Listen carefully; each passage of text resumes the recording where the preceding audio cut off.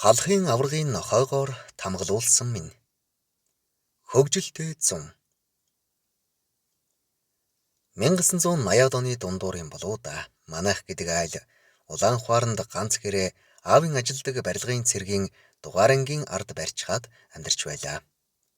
Хашаа хорооч байхгүй. Аав маань тэр үед барилгын цэрэгт офицер байсан болохоор цэргийн ангаа дагаад хаан л нүүн дагаад явдаг байсан юм шиг байгаа юм. Тэр үед би 6-7 орчим настай байлаа. Манай зүүн талд бас манайх шиг ганц гэр баригдсан нь улсын аварга Хадбаатар агшны гэр байлаа. Том хүн хүүхэд үйл түүнийг хадаа аварга гэж дуудаж хүндлэнэ.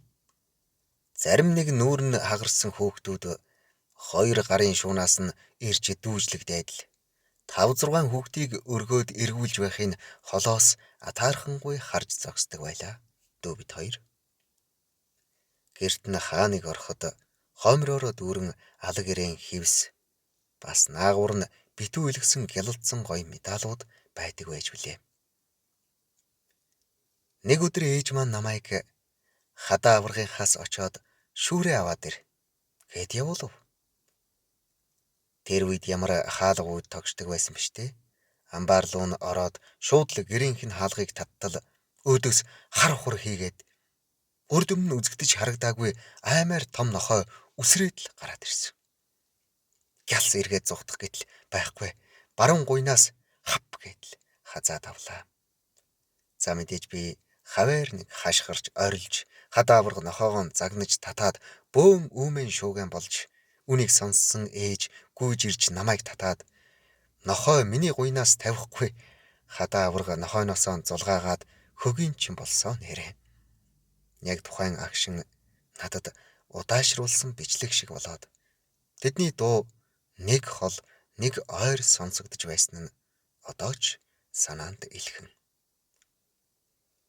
Тэгээд ямар ч байсан нохойг нэг юм салгаад сандарч айсан ээж маань чи наад том хар биеэл мануулах гээгүй юм бол өөр юугаа мануулах гэж нохой авчирдаг хүн бэ гэж ирээд л тэр халахын том аваргыг аймаар загнасан.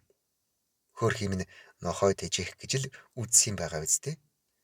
Тэр үедээ хадаа аварга айхтар гимшиж тэр даруйхандаа нохойгоо хөдөө өгч явууллаа гэж ээж аав хоёрт маань мэдүүлж байсан.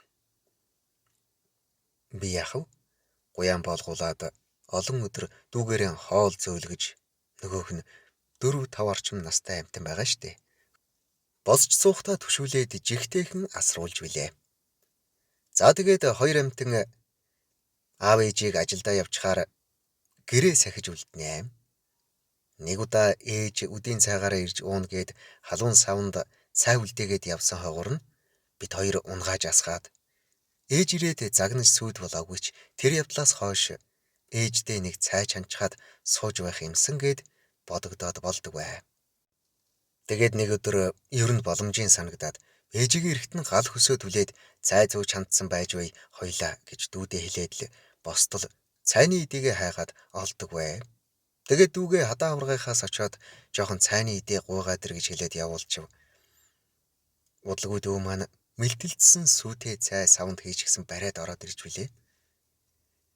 Гэд юм хэлэх гэснээ за одоо цай чанах хэрэггүй боллоо шүү гэсэн шүү юм бодоод өнгөрч билээ.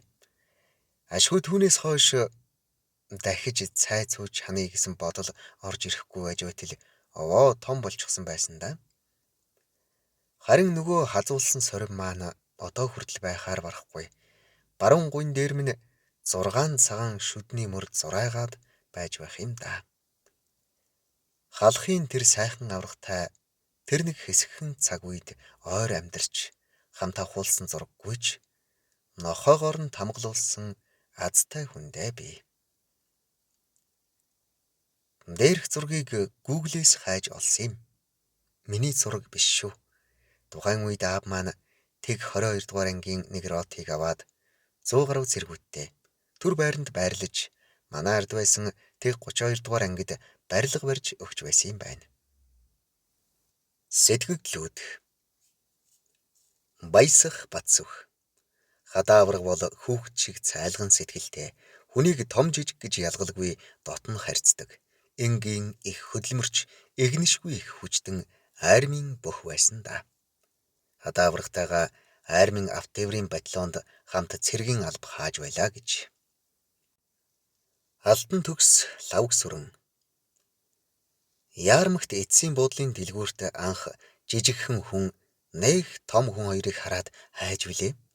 Тэгсэн өвөөтэй уулзаад золгоод дагаж тэнд байсан эмийн сангийн манаач байсан өвөөгинд ирж гараа бариулаад л надад 20 төгрөг өгч байсан баяжсан гэхүүтэй.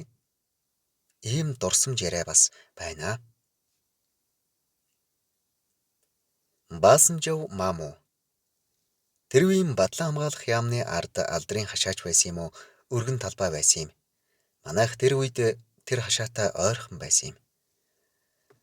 Үнэхээр аврага тэнд гэрт амьдардаг байв.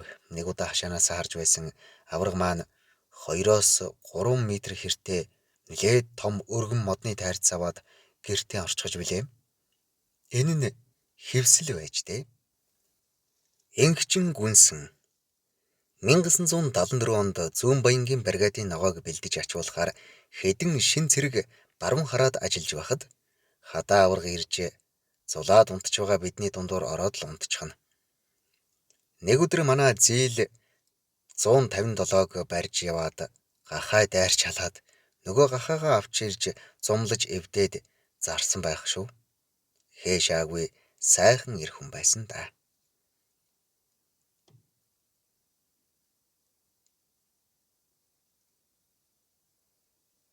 Темка. Аврагын хүүхэд насаа өнгөрөөсөн өссөн нутаг нь Сэлэнг аймгийн Баянгол сумын баруун хараа гэдэг газар байдаг да. Саяхан аврагын 7 төгссөн ангийнхан 60 жилийн ойгоо тэмдэглэж аврагынхаа хүүхэд насыг дурсан ярилцж сайхан байлаа. Гээ сумья базар. Зоо нуруу нь тэнгэр өргөж, зодгон зайгаар нь сүү гэрэлтдэгсэн. Домгийн хэм шиг мөгтаал цайдмын хадаа дарцаглаж явсан бүхтэй наадмын далбаа тэнгэр газар сонсоо.